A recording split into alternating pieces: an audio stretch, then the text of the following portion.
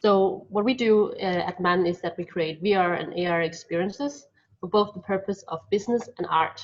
And we were invited here today to share our knowledge and work with working within the field of creative XR, and to share our perspective of what the future of XR might look like. But first, let's start off by defining exactly what XRE is. First of all, it's an abbreviation for extended or cross realities, and that it's at the same time an umbrella term that encompasses these new immersive medias, where we, amongst others, find augmented and virtual reality, which are the immersive medias that we tend to work towards. So you will know AR, I mean, the majority of you at least will know AR from the popular features within the applications on mobile-based devices, such as Snapchat or Instagram, the very famous Pokemon Go application that was very popular a few years back, where you can place Pokemons within the setting. And as well as we're starting to see this a lot in retail, you know, makeup filters, but also IKEA that has published their AR application, so you no longer have to carry big furniture up the stairs just to figure out that the sofa was too big. Now you can actually place it in the room beforehand in a digital version before purchasing it. So these are our mobile-based examples, but we also tend to see more public shared experiences that are integrated more seamlessly within our society. And a great example of this is Pepsi Max's campaign that they did quite a few years ago, but it's a very great example of how to utilize this technology and within the storytelling. So what they did was they swapped out their regular bus station glass for that a little more technological kind. They also added a depth sensor within, and when looking through the glass from one side, it seemed as if aliens were landing from the sky, and you know, monsters were coming out of the sewage. And it was also a great way of really sharing experiences amongst each other. And this concept has since been widely adapted by other franchises. So essentially what AR is, it's a digital overlay that's portrayed through a screen to simulate to interact with the real world, but through this very screen. Which then brings us to VR, because VR is also a digital overlay, but instead it replaces the entire field of view with that of a digital one. And that can either look super photorealistic. You can do that by capturing footage through a 360 camera where you film all around in a sphere. But you can also create it straight from a computer and through a game engine. And there are also different types of VR head mounts. And I think it's fair to promise that none of us look as good in a head mount as she does right here, but I still thought it was a neat picture to pick out for the slide today. There are the head mounts that we define as 3 degrees of freedom. That is where you can tilt and rotate your head on the X, Y, and Z axes. And you can't really be that much more interactive with it. But then we have the 6 degrees of freedom head mounts as well. And that means that you can start roaming around in the room as well. You can walk, you can interact more with your peripherals. That may be controllers, it may be your own hands. We're going to see a lot more of hand tracking in the future. And that kind of looks something like this. So what you're seeing right here is a woman in a HTC Vive, and she's in tilt brush. So essentially she's painting in 3D. So these are the type of overall head mounts that you can get, and as I mentioned, it is replacing your entire vision with that of a virtual kind. So in terms of what Maria and I we do, we've been in this field for quite a lot of years now, and we still find it difficult to explain exactly how it is we work within this medium, but we've tried to find our own path in utilizing the technology and the storytelling methodology to portray the kind of experiences that we were missing when we were introduced to virtual and augmented reality, and try to build on a company foundation based out of that. And the first example of how we really tried to engage with especially VR was creating a hybrid experience. This hybrid experience is called Separate Silences, and it's from 2017. And as the title indicates, this is a sensorial hybrid VR experience about being in coma.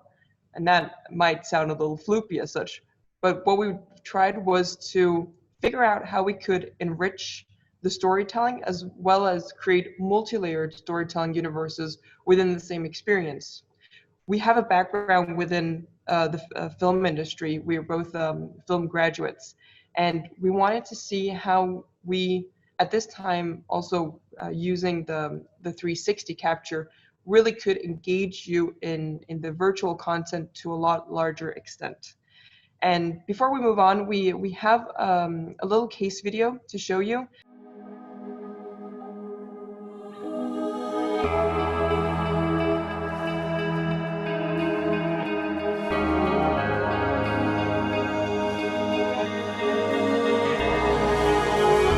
Separate Silences is a hybrid cinematic virtual reality experience created by 5 film students at Via Film and Transmedia from Denmark. The experience combines multiple points of view and physical stimulation to achieve a credible state of presence, while implementing traditional film formats within the virtual environment. All of this is packed into a physical, theater-like setup which rethinks cinematic VR. The title, Separate Silences, is in itself an indicator of the multiple perspectives that come together to tell a story. By having 2 sides of one story, the audience is given the opportunity to compare and discuss the different perspectives, thereby sharing their respective views with each other and making it a more social experience. The story revolves around 2 siblings who are each in a coma, constantly floating between different perceptions of worlds within themselves and the hospital they are kept in. Throughout the entire 21-minute performance, the viewers inhabit the body and mind of either of the siblings. Because of the genre's restrictions, cinematic VR is pre-recorded, making the content non-interactive. But even though the audience cannot manipulate and interact with the environment, there is still a possibility of the environment interacting with the audience. Separate Silences is a human-driven installation with implemented synchronized effects on its audience, stimulating senses beyond vision and sight. Touch and smell have also been included to interconnect the visuals with the physical. Whatever may happen to the virtual body will also happen to the corporal body. This 2017 production is an experimental initiative in challenging and developing a better understanding of how to approach and tell stories within cinematic VR.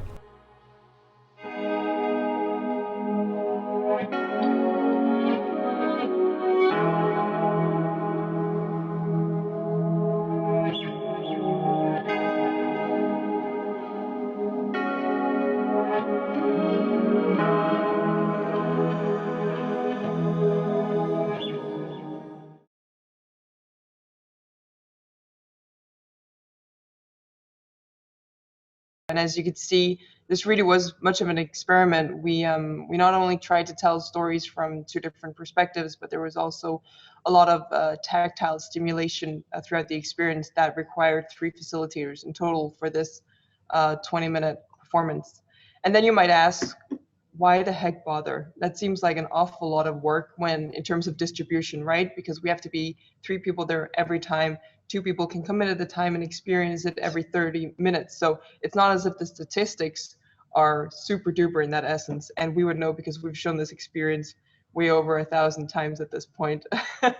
So you become you come into a routine at some point. But the thing about this whole experiment was, amongst others, to gain a sense of embodiment within a VR piece. So normally when we talk presence in our everyday lives, we kind of take it for granted that we are here and that the world reacts to what we do, and sort of vice versa. But it's not actually the same in VR necessarily. You take on a head mount, but you still have this immersion that you need to break through to come into presence, that you're not aware anymore of wearing a head mount. And it's sort of like a mental barrier that we have to break for you. So we were really wondering, well, what does it feel like to own, control, and be inside of a body? And for that, we turned to British researcher Mel Slater, who has made a fantastic theory on the sense of embodiment. And it consists of 3 components in total. And when sort of utilized and put those together, it states, well, how do we feel present within ourselves and in our immediate surroundings? So the 3 components are what we worked with and tried to implement into the creation of Separate Silences. The first of those being the sense of self-location, and that refers to the immediate spatial experience of being inside a body, whether that being the first or third-person perspective. And as this theory also states, or the conclusions on it, is that, well, if you're first-person perspective, then you all already feel as if you're a more integrated part of your avatar. When we look from our neckline and down, we're used to seeing a body. So that's why we implemented first POV for the majority of this experience. But what we also did was we looked into the peripersonal space of humans, and that is the immediate space between your body and to the extent of your arm. And when you cross into this zone, we can also call it a danger zone. It's where you become really aware of your body and your surroundings, and it's there where unknown objects can potentially harm you. So you become very much alert about your body and taking care of it. So we really tried for all of these characters that you met along the way to break through your peripersonal space so that you could gain a stronger connection to your virtual avatar in this experience. The next is the sense of body ownership, and that refers to all the haptic and tactile and proprioceptive inputs on your body, which is amongst other stimulations. And here we worked through the rubber hand illusion experiment that I can definitely recommend you all to look at afterwards. There's a little video on BBC, but essentially what they did is that they stimulated a phantom limb and your real hand, but it seemed as if the phantom limb through something called plastic neuroplasticity, it sort of imposed that the phantom limb was now your own. So that's why in separate silences, whenever there is a virtual character touching you, or you're in a surroundings where you would normally feel wind or smell, that's exactly what happens there. And that's why we stand and facilitate all of these tactile and haptic feedback on your body. The third component is the sense of agency. And that was the most difficult one for us to work around in this case, because sense of agency refers to committing to a virtual space, being able to roam, being able to interact as you do in the real world. And since this was all pre-recorded content, you weren't able to affect the output of the experience in any kind of way. And that's why we wrote the story to rationalize that you couldn't interact with your immediate surroundings, so that you are in a coma and hovering between sleep paralysis and that. So the environment has the entire take on you, but you don't have that on the environment. You can still feel though.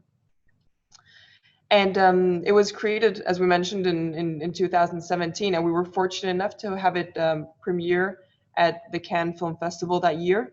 A few months later, it went to the Venice Film Festival, where it participated in the VR competition section.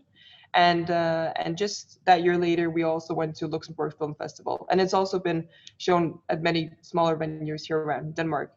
And you can read some of the reactions that we put on the slide, but I just wanted to touch upon a few other incidences. Now, we've been facilitating this experience every single time, so we've really seen some very different reactions. And I think one of the ones that left a big sort of impact on us was when Mael came out of the experience, having tried to be the younger brother who, at the end of the experience, gets a physical injection.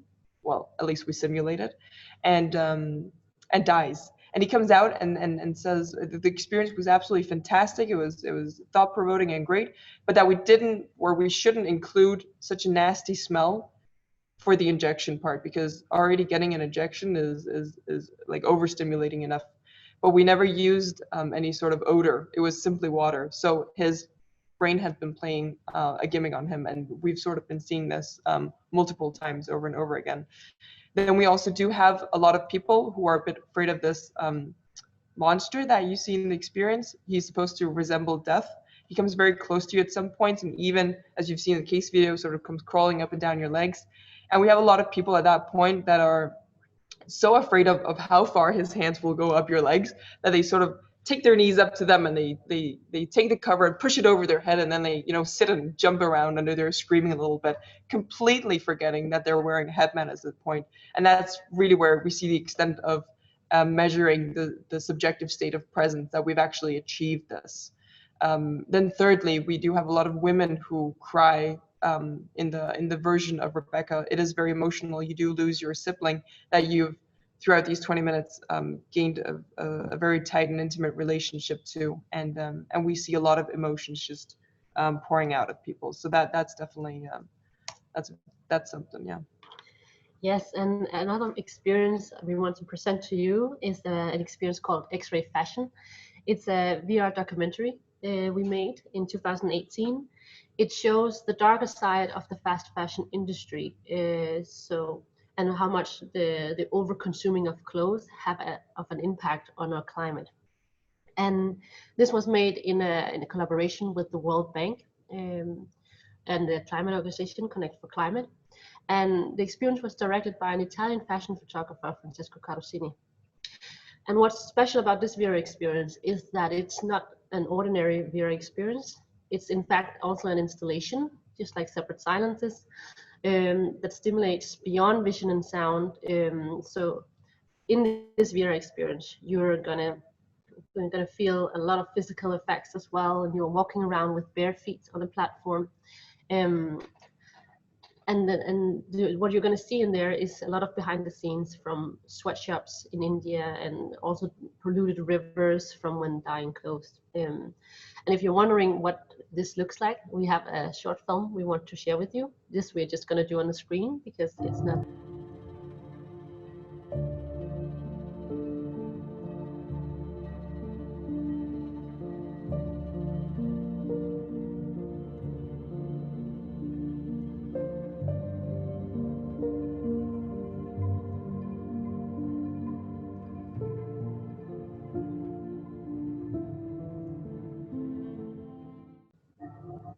All right, so if you're interested in seeing the longer case study of X-ray fashion, you will be able to find that on Vimeo or YouTube by just searching in the search field for X-ray fashion, and that's about 5 minutes long, I think. No, but coming back to X-ray and sort of how it all came to be. As Maria mentioned, this was a collaboration between our company, the World Bank's Climate Initiative, Connect for Climate, as well as Paul G. Allen's Vulcan Productions. And what we really wanted to experiment with here and challenge was how that we can spread awareness concerning a climate issue through the technology of VR. And Maria, we were talking a lot about what the core subject should be. I mean, when we thought of climate challenges at that time being very early 2018s, we were talking about the melting glaciers and forests getting swamped away. But the thing is that it is a little without, or it's outside our reach, geographically speaking. We don't have to, or we aren't confronted with it every day. And we wanted something that was more universal, that any person, not dependent on the geographical basis, could relate to. So we asked ourselves, well, what is literally the closest thing to people? And I'm not speaking like of a big philosophical question, but what is closest to everyone here today? Well, for those of you who aren't naked right now, it's clothes, right? We started talking about the fast fashion industry and how it's the second largest polluter in the world, just being overlapped by the oil industry.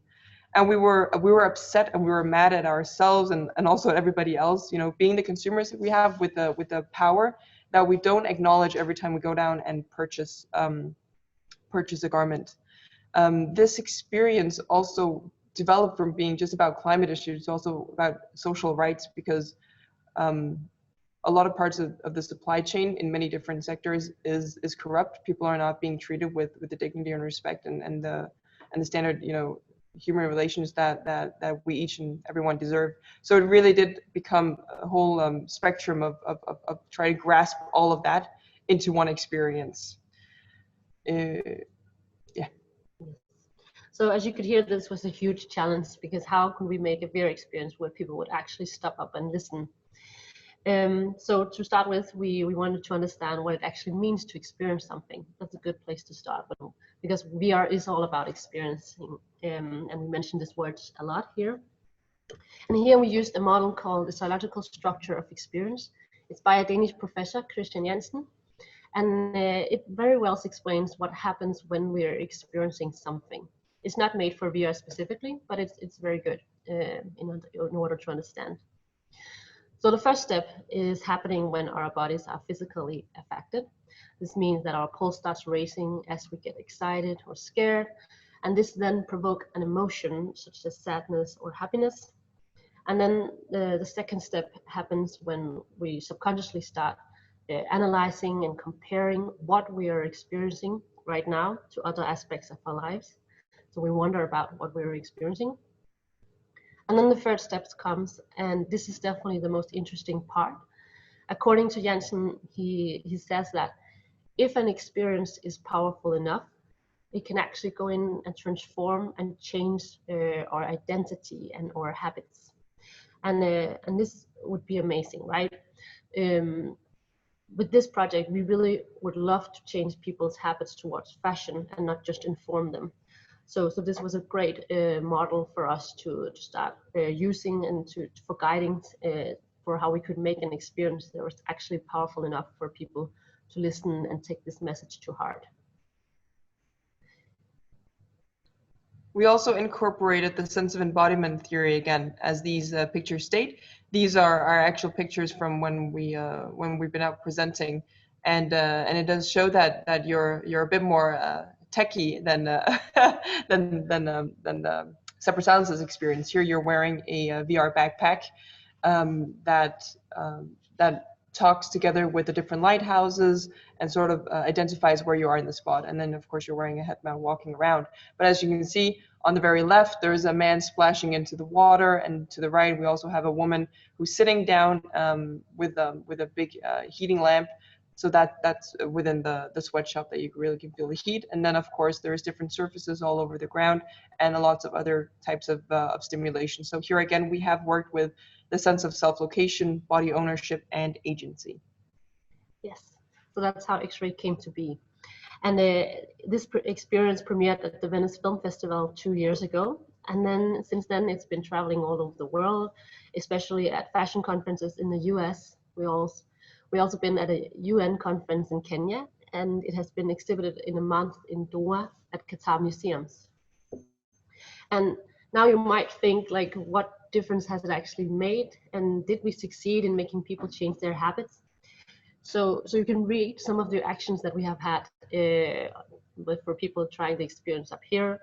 Signe and I have also been everywhere where we had showed this experience, so we have seen all the reactions on people's faces, both during the experience and afterwards. And a lot of people come out bursting into tears right after taking off the head mount, especially women. They're very affected by this.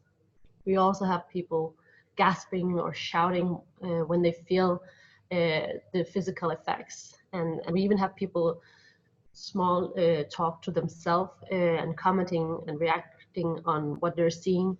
For example, when they meet the garment workers, some of them are whispering to themselves things like, "Oh, I didn't know, I'm so sorry," or trying to reach out with their hands and stuff like that. We also had people writing to us weeks after they'd gone through the experience, where they write to us and stating that they can still feel the heat of the sweatshop and they still remember how the scenes made them feel. And thank you to us for really showing this side of the industry. So it's definitely fair to say that even though the experience is only lasting 15 minutes, it's definitely left an impact on the audiences that lasts a lot longer.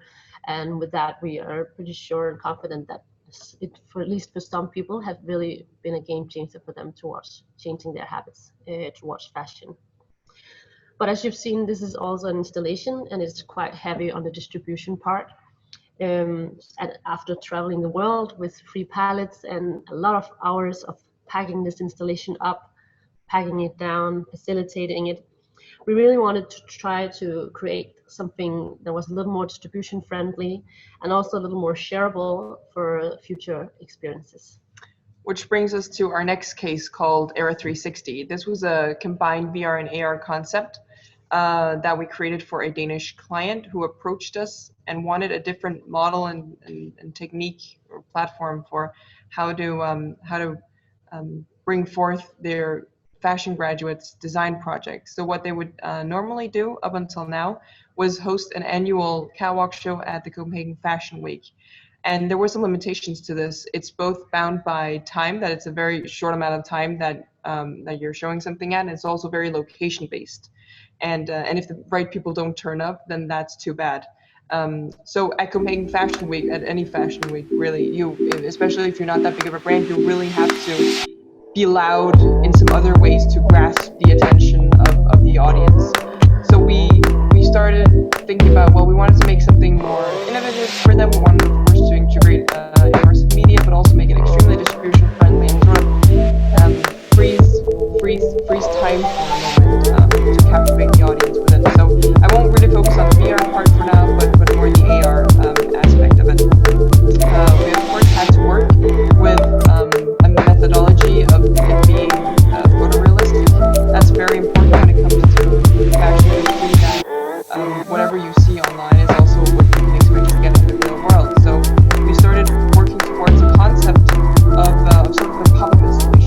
and we wanted to take people by surprise.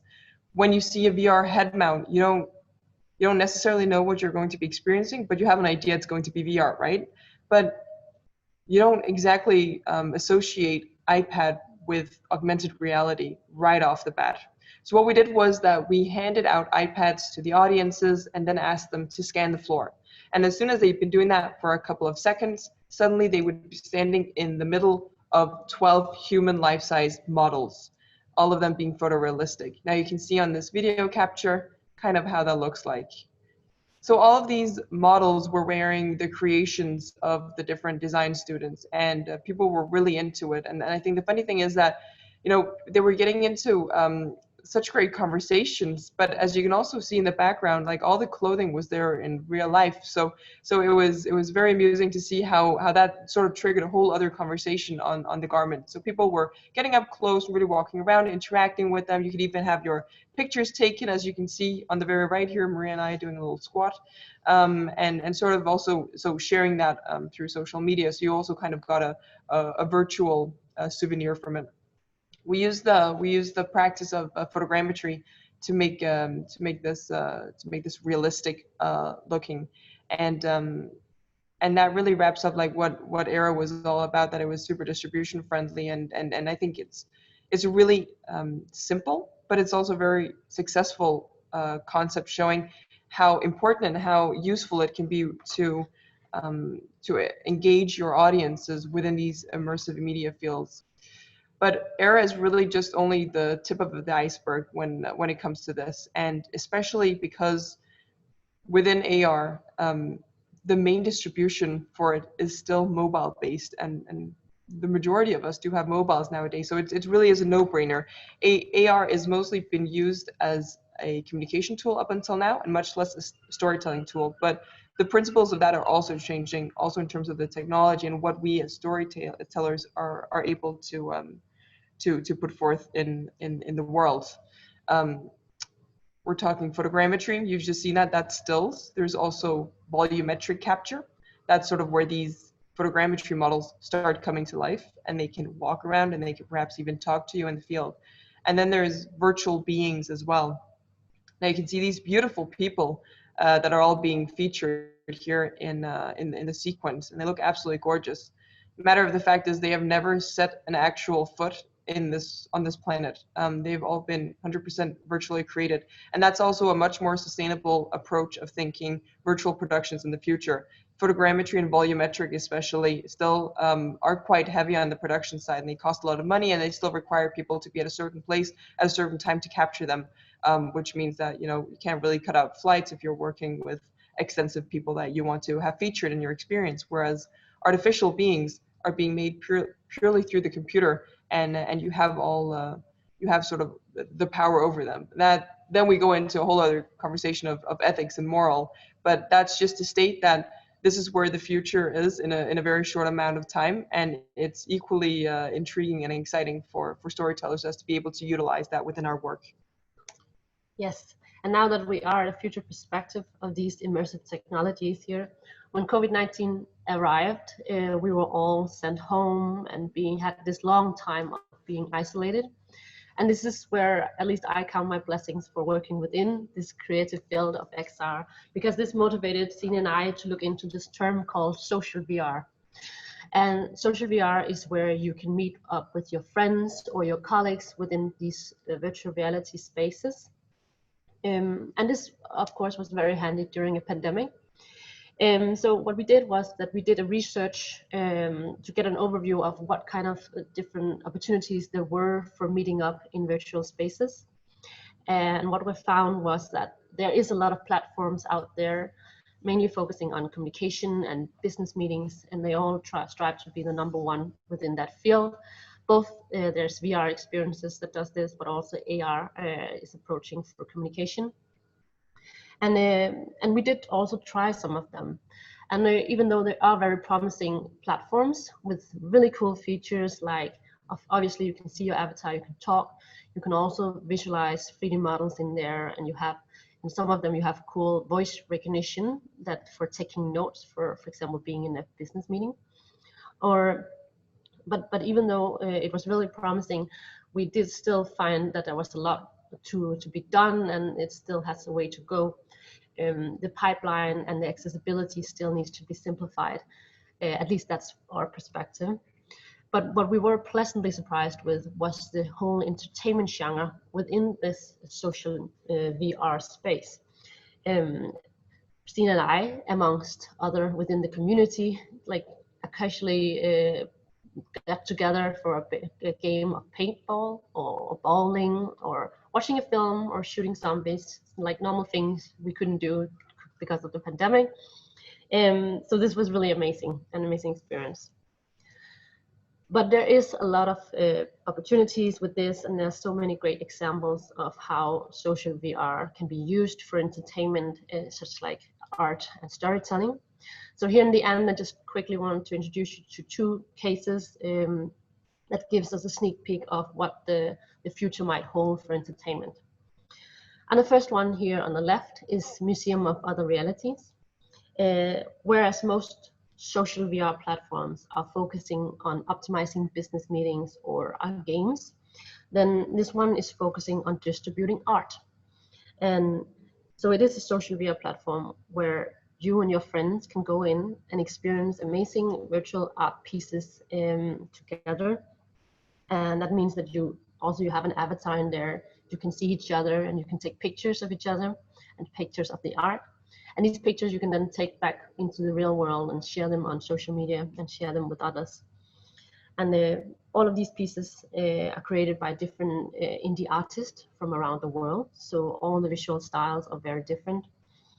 And this is just a creative, cool new way of gaining a cultural experience together with your friends, and in a museum where art are suddenly has no limits and where they're not bound by physical laws, which I find very interesting. The other one over here is a VR piece called The Underpresents. It's a hybrid of a game and theater, and it's centering around a fiction story of a ship that's stranded in time, and where you then have to find supplies, and there's a mist approaching you. And wherever you are in the world, you can just put on your headset just at home and then join in and explore the whole game and puzzles. And what you don't know is that sometimes the creators behind, they have live actors in there in the VR piece with you. So suddenly, and these actors might be placed and based in a completely different continent. Maybe it's night for them. But right now in this moment, they're here in VR with you. So imagine suddenly these virtual characters start talking to you and reacting to your actions. And this is just a really unique experience and has a lot of potential.